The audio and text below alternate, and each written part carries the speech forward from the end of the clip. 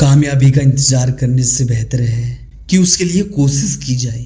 नमस्कार दोस्तों, मैं योगेश वर्मा और आप सभी का स्वागत है हमारे चैनल अच्छे संस्कार पर। दोस्तों, आज की इस वीडियो में हम जानने वाले हैं तुला राशि का माह जून का संपूर्ण राशिफल कैसा रहने वाला है आपका जून का पूरा महीना, और वीडियो में बताएंगे आपको अचूक उपाय।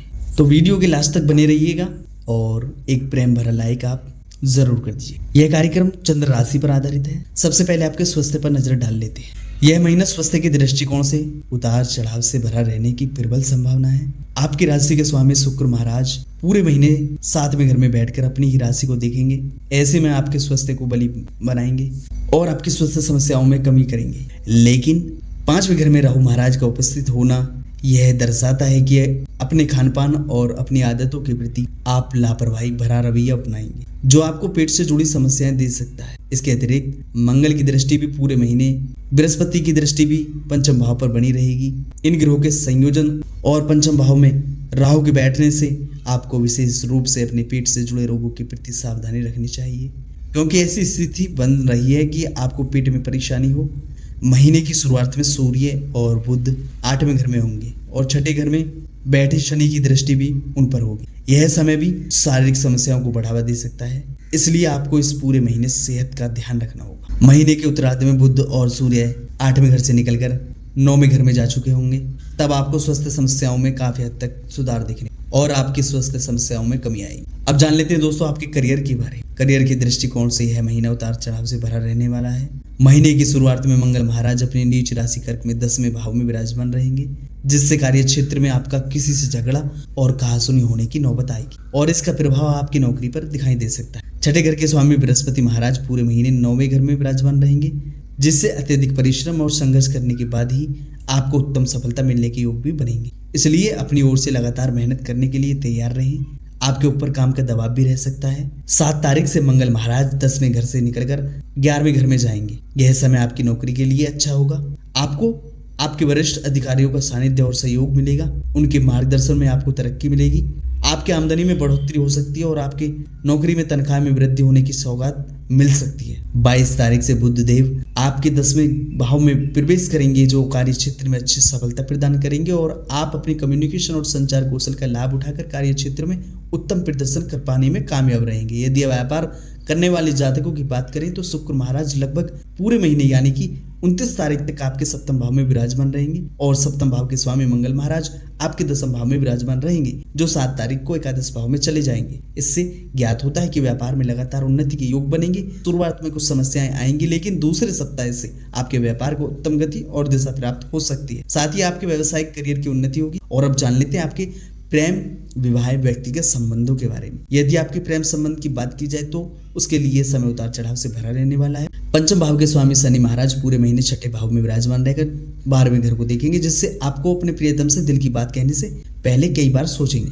उनका व्यवहार कुछ रूखा हो सकता है। जून मासिक राशिफल 25 के अनुसार पंचम भाव में पूरे महीने राहु महाराज विराजमान रहेंगे, जिससे आप अपने प्रियतम को खुश करने के लिए बहुत कुछ करेंगे, पर उसे पूरा नहीं कर पाएंगे। महीने की शुरुआत में 10वें भाव में बैठे मंगल की दृष्टि पंचम भाव पर होगी और 7 तारीख से एकादश भाव में बैठकर मंगल महाराज पंचम भाव को देखेंगे, जहां पर राहु पहले से ही विराजमान है। ऐसी स्थिति में प्रेम संबंधों में तनाव और टकराव की स्थिति बनने की बात कही जा सकती है। हालांकि बृहस्पति महाराज की दृष्टि भी पंचम भाव पर होगी, जो आपके रिश्ते को संभाल सकती है, लेकिन आपको ध्यान देना होगा, क्योंकि जरा सी बातें आपके बीच लड़ाई झगड़े की वजह बन सकती है और यह आपके रिश्ते के लिए अनुकूल नहीं होगी।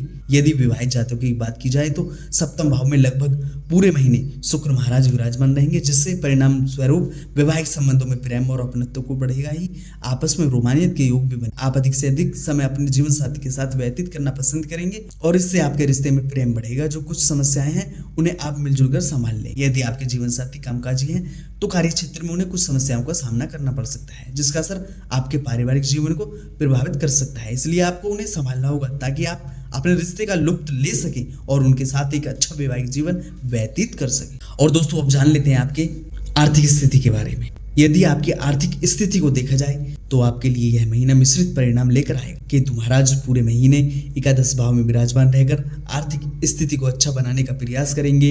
इस दौरान आपको थोड़ा बहुत लाभ भी मिलेगा। बृहस्पति महाराज 9वें भाव में बैठकर प्रथम भाव को देखेंगे, जिससे आप सही निर्णय लेकर अपनी आर्थिक स्थिति को बढ़ाने में स्वयं की अपनी मदद कर पाएंगे। जून मासिक राशिफल 25 के अनुसार मंगल महाराज 7 तारीख से आपके 11वें घर में प्रवेश करेंगे और तब से आपकी आमदनी में इजाफा होने के प्रबल योग बनेंगे। यदि आप नौकरी करने वाले जातक हैं तो आपके वेतन में बढ़ोतरी तो होगी ही, आपकी आर्थिक स्थिति पहले से ही बेहतर हो जाएगी। व्यापार करने वाले जातकों को प्रथम सप्ताह के बाद व्यापार से उत्तम धन लाभ के योग बनेंगे। हालांकि इसके लिए आपको बहुत ज्यादा प्रयास करने होंगे और पापड़ बेलने होंगे, लेकिन आपको उसका लाभ भी मिलेगा और आपकी आर्थिक स्थिति अच्छी होगी। पंचम भाव में राहु के विराजमान रहने से आपका बार बार मन करेगा कि आपको शेयर बाजार का रुख करना चाहिए और शेयर बाजार में निवेश करना चाहिए। हालांकि हम यही सलाह देंगे कि आप बहुत ही सोच समझकर इस दिशा में आगे बढ़ेंगे, क्योंकि इस दौरान आपको सावधान रहने की सलाह दी जाती है। जब 15 तारीख को सूर्य महाराज अष्टम भाव से निकलकर नवम भाव में प्रवेश करेंगे तो उसके बाद का समय यानी कि महीने का उत्तरार्ध शेयर बाजार में निवेश करने में कुछ अच्छी सफलता प्रदान कर सकता है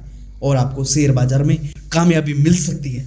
और अब जान लेते हैं दोस्तों मित्र और परिवार के बारे में। जून की भविष्यवाणी यह कह रही है यह महीना पारिवारिक जीवन के दृष्टिकोण से मिश्रित परिणाम लेकर आएगा।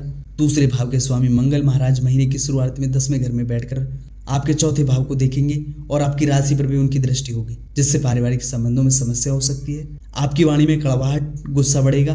परिवार में माता पिता को स्वास्थ्य समस्याएं परेशान कर सकती हैं। पिताजी का व्यवहार थोड़ा चिड़चिड़ा हो सकता है। उनके स्वास्थ्य में गिरावट भी आ सकती है। 7 तारीख को मंगल महाराज 11वें घर में चले जाएंगे, तब इन परिस्थितियों में सुधार आता हुआ दिखाई देगा। परिवार की आर्थिक आमदनी में बढ़ोतरी होगी। 22 अगस्त से बुध महाराज आपके 10वें घर में आ जाएंगे, जिससे पारिवारिक जीवन में संतुष्टि का भाव महसूस हो सकता है और आपके परिजनों के बीच अच्छा सामंजस्य देखने को मिलेगा। हालांकि चौथे भाव के स्वामी शनि महाराज पूरे महीने छठे भाव में विराजमान रहेंगे, जिससे परिवार के लोगों को आलस्य को त्याग कर काम करने का ध्यान देना होगा। माताजी की स्वास्थ्य समस्याओं पर ध्यान देने से जल्दी ठीक हो जाएंगी और उनके स्वस्थ होने से घर में खुशी आएगी। बृहस्पति महाराज की दृष्टि आपकी राशि और तीसरे भाव पर और पंचम भाव पर होने से आपको भाइयों बहनों का सहयोग प्राप्त होगा और उनसे आपके संबंध मधुर बनेंगे। संतान को लेकर भी समस्याओं में कमी आएगी। क्या उपाय आपको करने चाहिए? आपको शुक्रवार के दिन सफेद गाय को हरा चारा डालना चाहिए और नित्य प्रतिदिन सूर्य भगवान को जल अर्पित करें और बुधवार के दिन